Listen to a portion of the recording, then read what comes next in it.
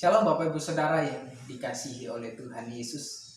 Pada hari ini kita akan merenungkan satu kebenaran firman Tuhan. Tapi sebelum itu mari kita berdoa. Bapa Surgawi, terpujilah namamu Tuhan. Saat ini kami akan membaca firman-Mu, merenungkannya ya Bapa. Dan kami berdoa biarlah Engkau Allah yang mengurapi hamba-Mu yang terbatas ini Tuhan. Terpujilah namamu di dalam nama Yesus Tuhan dan Juru Selamat kami hidup. Haleluya. Amin. Nah Bapak Ibu Saudara, judul renungan kita pada hari ini adalah Yesus Imam Besar kita. Dan teks kita pada hari ini terdapat di Ibrani 4 ayat 14 sampai 16. Saya akan bacakan untuk kita.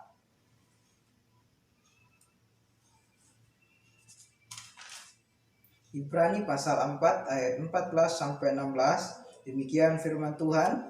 Karena kita sekarang mempunyai imam besar agung yang telah melintasi semua langit, yaitu Yesus anak Allah. Baiklah kita teguh berpegang pada pengakuan iman kita. Sebab imam besar yang kita punya bukanlah imam besar yang tidak dapat turut merasakan kelemahan-kelemahan kita, melainkan sama dengan kita. Ia telah dicobai, hanya tidak berbuat dosa. Sebab itu, marilah kita dengan penuh keberanian menghampiri tahta kasih karunia, supaya kita menerima rahmat dan menemukan kasih karunia untuk mendapatkan pertolongan kita pada waktunya.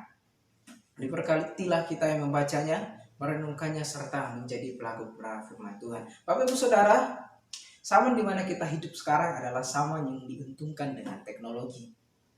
Ya, kita bisa berkomunikasi dengan teman kita, dengan sahabat-sahabat kita, dimanapun. Ya, kita dapat berkomunikasi dengan orang yang berbeda tempat, bahkan berbeda negara. Saat ini hal itu dimungkinkan Bapak Ibu Saudara. Nah, namun pada zaman dahulu tidaklah seperti kita yang hidup sekarang ini. Ya, mereka yang hidup pada zaman dulu, mereka memerlukan seorang pengantara Bapak Ibu Saudara ya. Jadi kalau misalnya mereka ingin mengetahui keadaan satu sama lain, mereka memerlukan surat ya Bapak Ibu Saudara, dan diperlukan seorang yang tentunya mengantarkan surat itu. Nah, mungkin diperlukan beberapa hari, beberapa minggu, atau mungkin berbulan-bulan Bapak Ibu Saudara. Bayangkan jika itu adalah orang yang sedang pacaran, pasti rasanya kedatangan seorang pengantar surat itu yang paling ditunggu-tunggu ya. Ini merupakan gambaran seorang pengantar. Sebab melalui pengantar tersebut kita dapat mengetahui keadaan satu sama lain. Orang yang menerima surat, orang yang menulis surat seakan-akan sudah bertemu. Nah, sama seperti ilustrasi tersebut Bapak Ibu Saudara, orang pada zaman Musa, mereka tidak dapat langsung datang kepada Tuhan. Mereka memerlukan seorang imam untuk datang kepada Tuhan dengan cara membawa korban yang tidak bercacat, korban yang sempurna kepada Tuhan. Seorang imam adalah mereka yang berasal dari keturunan Harun, yang dipilih Allah untuk mewakili umatnya.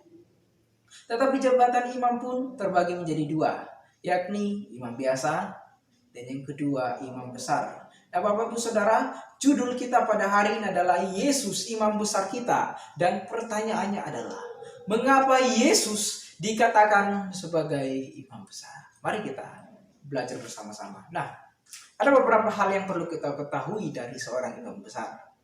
Yang pertama, imam besar ia haruslah berasal dari keturunan Harun yang ditabiskan menurut peraturan yang Allah berikan kepada Musa. Lalu bagaimana dengan Yesus? Yesus ia tidak berasal dari keturunan Harun. Ia berasal dari suku Yehuda. Lalu mengapa Yesus menjadi imam besar? Yesus bukan dipilih melalui pemilihan keturunan Harun, melainkan berdasar kepada peraturan Melkisedek. Nah, muncul pertanyaan lagi Bapak Ibu Saudara, bagaimana hal itu bisa terjadi? Melkisedek dikatakan dalam pasal 7 ayat 3, ia tidak memiliki silsilah, tidak pernah disebutkan ayahnya, tidak pernah disebutkan ibunya. Hal ini menunjukkan bahwa keimaman Yesus tidak tergantung pada silsilah, tetapi karena kualitas pribadi yang dimiliki Yesus. Lalu yang kedua, Melkisedek adalah raja kebenaran dan juga raja damai sejahtera. Kita dapat melihatnya di ayat 2, Bapak Ibu Saudara. Begitupun dengan Yesus sebagai Mesias, juga dikenal sebagai Raja kebenaran dan juga Raja damai sejahtera. Melkisedek lebih tinggi daripada Harun. Abraham, bapa leluhur bangsa Israel, memberikan persepuluhan kepada Melkisedek. Jelas, ini menunjukkan bahwa Abraham sadar Melkisedek jauh melebihi dirinya. Sebab dalam konsep orang Israel, orang yang memberkati selalu lebih tinggi daripada orang yang diberkati. Lalu berikutnya, imam besar. Ia harus memelihara standar kekudusan yang lebih tinggi dibandingkan orang-orang lain. Ia tidak boleh menjadi najis secara keagamaan sekalipun pada waktu kematian ayahnya dan ibunya. Itu ada dalam Imamat 21 ayat 11. Dan kita juga melihat kisah dari Harun ketika Nadab dan Abihu mati di hadapan Tuhan pada waktu mereka mempersembahkan korban yang asing. Apa yang Harun lakukan? Musa mengatakan jangan menangis karena kedua anaknya itu. Lalu bagaimana dengan Yesus? Yesus kalau imam besar harus memelihara standar kekudusan yang tinggi. Demikian juga dengan Yesus. Ia adalah Allah yang mengambil rupa seorang manusia yang hidup tanpa cacat celah. Ia adalah Allah yang sempurna tanpa cacat celah. Dan itu dikatakan dalam pasal 4 ayat 15, Saudara. Imam besar berikutnya yang ketiga adalah hanya imam besarlah yang boleh masuk ruang maha kudus. Ini seolah-olah menunjukkan bahwa dialah yang bisa berhadapan langsung muka dengan Allah sendiri. Lalu bagaimana dengan Yesus? Tentu saja Yesus memenuhi kualifikasi ini. Sebab ia berasal dari surga. Yesus adalah Allah yang menjadi manusia. Ia tidak perlu perantara ketika hendak datang kepada Bapa.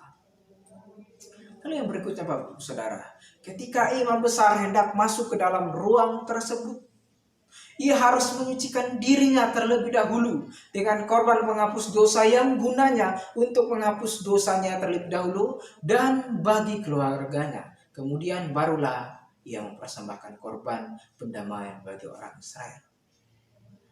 Lalu bagaimana ketika Yesus menjadi imam besar?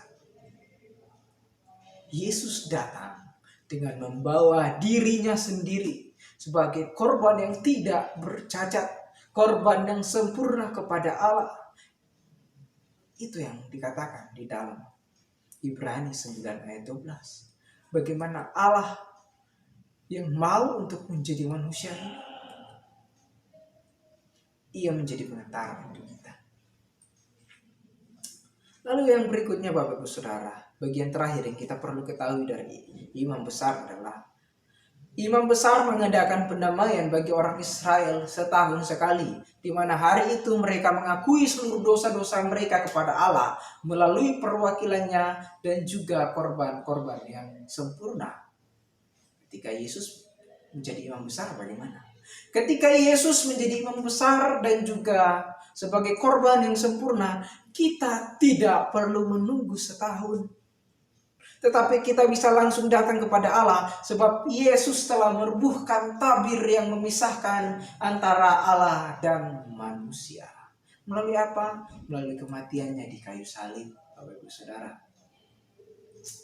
Bapak Ibu Saudara, saya tidak akan memperpanjang renungan kita pada hari ini, tapi mari kita menyadari lebih lagi bahwa Yesus memenuhi kualifikasi sebagai imam besar yang sanggup untuk menyelamatkan dan menebus dosa-dosa kita. Lalu apa implikasinya untuk kita Bapak Ibu Saudara? Yang pertama, kita harus tetap teguh berpegang pada pengakuan iman kita. Percaya sebab Yesus layak menjadi imam besar bagi kita. Yesus yang akan menebus dosa-dosa kita. Lalu apa lagi Bapak Ibu Saudara? Yesus sama seperti kita, dia turut merasakan kelemahan kita. Karena itu Yesus tahu pergumulan kita Bapak Ibu Saudara. Dalam ayat 15 yang kita katakan tadi, kita bacakan di awal, Yesus sama seperti manusia. Hanya saja ia tidak berdosa. Ia tahu pergumulan kita. Ia tahu pergumulan Bapak Ibu Saudara. Karena itu mari datang kepada imam besar kita. Yang terakhir Bapak Ibu Saudara, mari datang menghampiri kasih karunia Allah. Sebab Yesus telah menjadi pengantara kita kepada Allah. Demikian renungan kita pada hari ini. Semoga kita bisa sama-sama belajar dan boleh menjadi pelaku benar firman Tuhan. Mari kita berdoa. Bapa yang baik, terima kasih. Kami mengucap syukur anugerah-Mu yang luar biasa. Saat ini Tuhan kami boleh merenungkan lagi kebenaran firman-Mu. Kami percaya Engkau ya dan amin. Dan karena itu Tuhan kami bersyukur untuk anugerah-Mu di dalam nama Yesus. Haleluya. Amin.